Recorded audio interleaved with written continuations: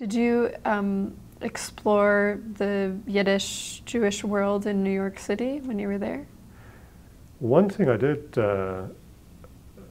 stumble on was that being there at that time, so what are we talking around 1980, so you obviously had quite a good sort of, Shara Zapleta community there. Quite a bit of it now in retirement, and it meant that if you were so inclined, I mean, you could pretty much go to, down to say Riverside Park or something like that, and if you wanted to go hear an interesting story, you could walk up to a park bench. There'd be two people there, and just find some way to break the ice, and my goodness, you would walk away,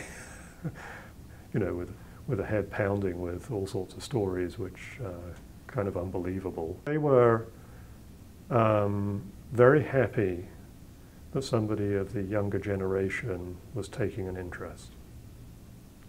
And maybe it was, their sense that at some point this was all going to pass on and be gone. And I do, at the time, I do recall thinking, at some point, this will be no more. And I had a sort of inkling of